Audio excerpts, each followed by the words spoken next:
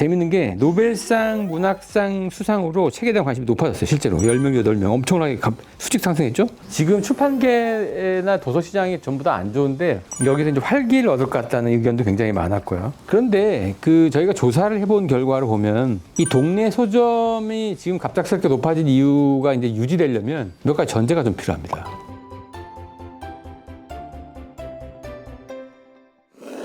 네, 안녕하세요. 엠브랜 트렌즈클럽의 윤덕환입니다. 오늘은 한강 작가께서 노벨문학상 타셨잖아요. 거기에 숟가락을 한번 얹어볼까 합니다. 이 촬영을 기준으로 딱 한 달 전쯤인데 이때 받고 난 뒤에 일어난 일과 이분이 운영하신다는 동네 책방이 있어요.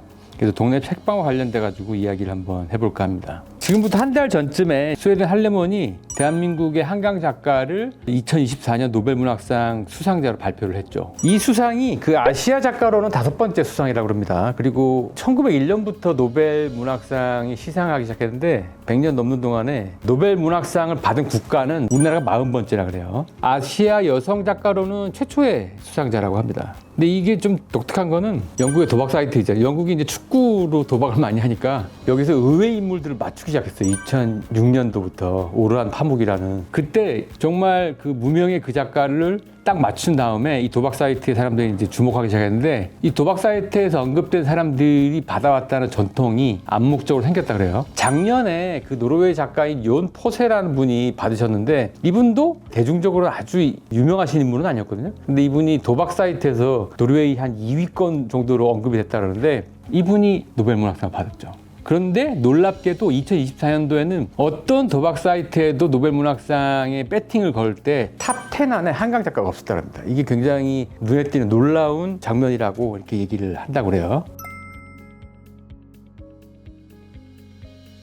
번역이 사실 안 됐으면 외국 사람들은 우리나라 작품을 이제 접할 기회도 많이 없었을 텐데 번역의 힘도 굉장히 컸다고 이번에 많은 전문가들이 평가를 했습니다. 일례로 사실 2016년도에 한강 작가가 그 세대 3대 문학상이 있어요. 부커상, 콩쿠르상, 노벨문학상 이 세 가지가 이제 문학상의 3대 상인데 콩쿠르상은 사실 프랑스어로만 이제 쓰는 작가들한테 주는 거기 때문에 세계에서 이제 부커상하고 노벨문학상 받으면 사실 다 받은 거라고 봐야죠. 어쨌든 근데 이 부커상을 2016년에 받으셨는데 데보라 스미스라고 하는 굉장히 훌륭한 영국 번역가를 만나셔가지고 같이 받았죠. 부커상은 번역가한테도 같은 급의 상을 주거든요. 그래서 데보라 스미스랑 같이 2016년에 부커상을 받고 근데 번역도 좋았는데 지금은 한국 문화의 위상이 상대적으로 코로나 시기를 거치면서 굉장히 높아졌다는 평가도 많았습니다. 그래서 예를 들면은 뭐 K-팝, K-드라마뿐만 아니라 K-문화까지 영역이 확대되고 있다. 이런 식의 이제 평론가들의 평도 꽤 많이 알려지고 있어요. 그래서 황석영 작가도 사실상 노벨문학상에서 많이 언급될 정도로 번역된 작품들도 많이 나오고 있고 그렇게 번역 문화도 많이 활성화되고 있었죠. 네. 그쵸. 출판사, 인쇄소 이런 데는 막 놓았죠. 올해 2024년 같은 경우에는 문학상 받은 작품 원전을 우리가 번역 없이 읽을 수 있다는 아주 행운을 얻었던 그 해잖아요. 이 노벨문학상 발표 5일 만에 한강 작가 책이 한 100만 부 팔렸답니다. 네. 바로 있는 재고는 다 품절이 됐고 인쇄소에서 밤샘 작업해가지고 그 책을 엄청 밀어냈다고 해요. 그렇게 이제 몰려들었으니까 사실은 이걸 못 사고 다른 소설을 사면서 한국의 소설 시장 자체가 그 전달에 대비해서 10배나 성장했다랍니다. 경사가 났는데 여기서 약간 그 온도차가 있습니다. 출판 유통 쪽에 이게 유통 쪽에 이런 문제가 있었구나라는 사실을 좀 적나라하게 보여주는 현실을 보여주기도 했죠. 서울 사람들은 대형 서점이나 이제 온라인 같은 걸 주로 구매하기 때문에 불편을 좀 못 느꼈을 수도 있는데 그 문제는 동네나 지역의 서점 같은 경우에는 책을 못 사는 경우가 엄청나게 많았습니다. 지방 서점 이런 데서는 한강 작가 책이 굉장히 유명하게 잘 알려졌는데 이걸 실제로 구할 수가 없는 사태가 막 발생했던 거죠. 출판사에서 주문을 인쇄소에 넣으면은 이거를 대량으로 떼다가 중간에 다시 소매로 넘어가는 도매상이 하나 있어요. 그 중에 하나가 사실 교보문 같은 데죠. 큰데 지방에는 이 송인서적 같은 굉장히 큰 데가 있었는데 이게 몇 차례 부도를 거쳤거든요. 지방 서점 같은 데가 장사가 좀 잘 안 됐기 때문에 특히 종이책 같은 경우에 그런 경우가 반복되고 있는데 온라인을 통해서 주문하는 사람들이 많아지니까 사실은 온라인으로 주문을 받거나 아니면 서울의 대형 서점에는 수급에 문제가 없었는데 지방 서점이 책을 구할 수 없는 사람들이 많아지기 때문에 이렇게 한국 출판사에 큰 경사가 났는데도 이 과실을 같이 나눌 수가 없는 상황이 됐죠. 그래서 급기야는 교보문고에서 공지를 냈습니다. 10월 하순에 한 10일 정도 기간 동안에 교보문고에서는 한강 작가 책을 팔지 않기로 하고 그 인쇄소에서 나오는 물량의 대부분을 지방으로 먼저 배분하는, 서울에서는 판매를 잠정 중단했었습니다. 그때.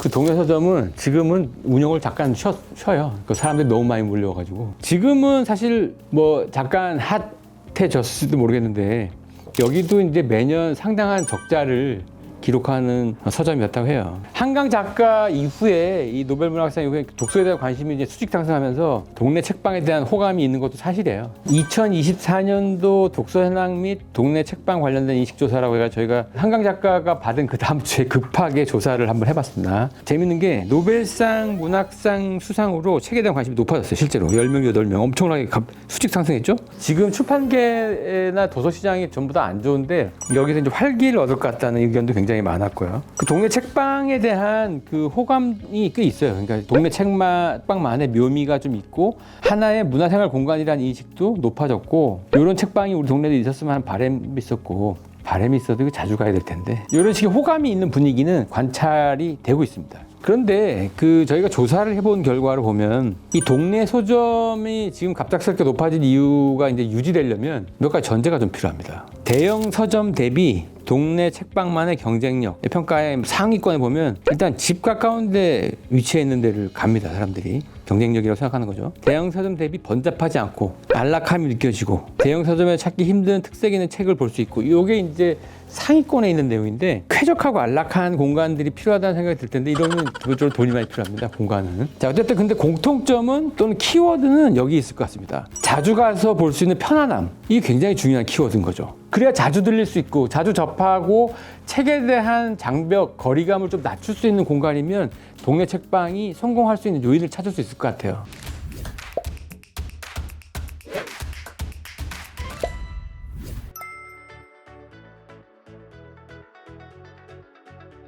분명히 지금 효과가 있어요. 노벨 문학상이라는 게 그게 사실은 이게 만만치 않죠. 그거를 배출한 국가라는 게 엄청난 자부심을 국민들한테 주는 효과도 분명히 있습니다. 그래서 저희가 조사를 해보면 책에 대한 관심과 더불어 아날로그 문화에 대한 관심이 높아질 것 같다. 이게 한 59.7% 정도 나와요. 지금 이 분위기를 잘 이용하는 게 중요할 것 같고, 저희가 텍스트 힙이라고 책을 보고 글을 익숙하게 뭔가 생활 안에서 활용하는 것들이 이제 힙해진 현상에 대한 조사를 했었죠. 그것도 체감하고 있고, 이게 독서가 꼭 필요하다는 인식이 이제 점점 바뀌고 있어요. 특히 10대, 20대가 과거 대비 독서량이 늘어나고 있다는 게 조금 더 고무적입니다. 책을 읽은 다음에 뿌듯한 만족감 같은 게 이제 사람들이 생기는 시점이니까 요거를 출판계에서 잘 활용하는 게 중요할 것 같습니다. 그래서 후속에 가장 좋은 작품들이 받쳐주면 이 현상을 지속하는데 굉장히 중요한 효과를 줄 것 같습니다.